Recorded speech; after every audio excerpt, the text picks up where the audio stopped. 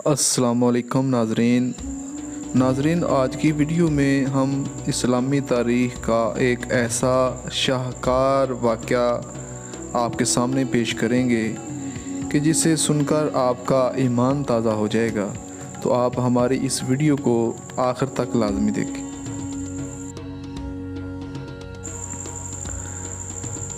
कहा जाता है कि खलीफा अब्दुल मुल्क बिन मरवान बैतुल्लाह का तवाफ़ कर रहा था। उसकी नज़र एक नौजवान पर पड़ी जिसका चेहरा बहुत पुरवकार था, मगर वो लिबास से मस्कीन लग रहा था।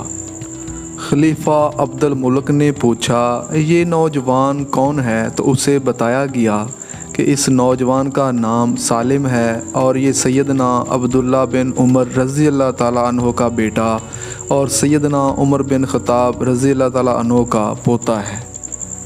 खलीफा अब्दुल मुल्क को धचका लगा और उसने उस नौजवान को बुला भेजा।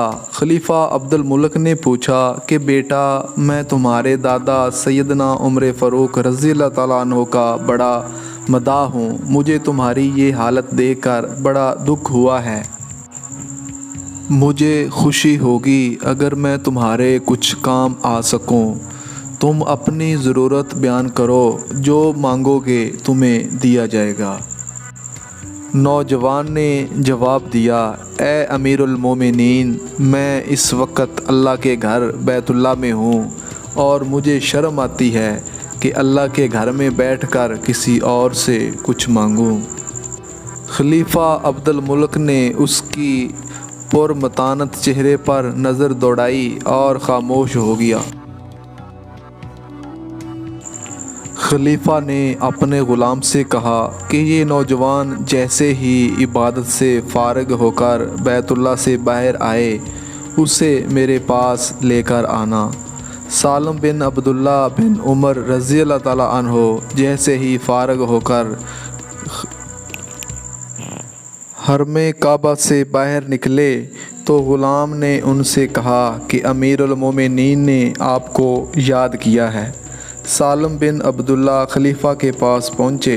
खलीफा अब्दुल मुल्क ने कहा, नौजवान, अब तो तुम बैतुल्लाह में नहीं हो, अब अपनी हाजत बयान करो। मेरा दिल चाहता है कि मैं तुम्हारी कुछ मदद करूं।